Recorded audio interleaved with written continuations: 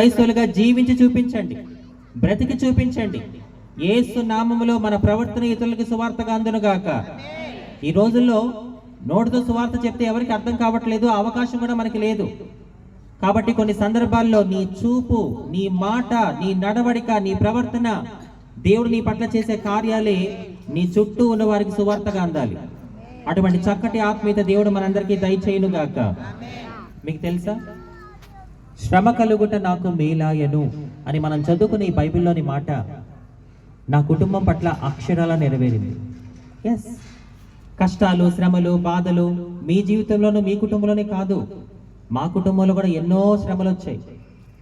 ఎలాంటి శ్రమలో తెలుసా? చావు తప్ప వేరే దిక్కు లేదు మాకు, అన్ని శ్రమలు వచ్చాయి. ఆ శ్రమలు వచ్చినప్పుడు మేమేం చేశాం, మేమేం చేస్తే ఆ శ్రమలన్నింటినీ కూడా దేవుడు మాకు మేలులుగా మార్చాడు. కొన్ని నిమిషాలు చెప్తాను, జాగ్రత్తగా వినండి.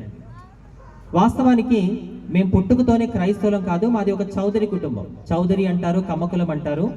ముఖ్యంగా మా ఇంటి పేరు కలిగిన వారిని పెద్ద కమ్మోరు అని పిలుస్తారు. మీరు అడగొచ్చు, అంజలి ఇక్కడ నువ్వు నీ కులం పేరు ఎందుకు చెప్పావని చెప్పి. ఎందుకు చెప్పానంటే, ఈ సమాజంలో కొంతమంది ఏమంటారంటే యేసు ప్రభు పలానా జాతికి చెందిన దేవుడు, యేసు ప్రభు పలానా వర్గానికి చెందిన దేవుడు అని చెప్పి అంటూ ఉన్నారు ఈ సమాజంలో కొంతమంది. అది నిజమా? మన యేసయ్య ఒక జాతికే దేవుడా, ఒక వర్గానికే దేవుడా? బైబిల్ ఏం చెప్తుంది? యేసుక్రీస్తు అందరికీ ప్రభు. నా యేసయ్యకి నీ కులంతోనూ, మతంతోనూ, రంగుతోనూ, భాషతోనూ, స్థితిగతులతోనూ సంబంధం లేదు. నేను ప్రకటిస్తున్న యేసయ్యకి లింగభేదం కూడా లేదు. ఒకవేళ నా యేసయ్యకి లింగభేదము చూపించే గుణమే ఉండి ఉంటే ఒక హిజ్రాగా నేనెందుకు ఇక్కడ ఉంటాను? Let me share one thing. ఒక విషయం నన్ను చెప్పనివ్వండి.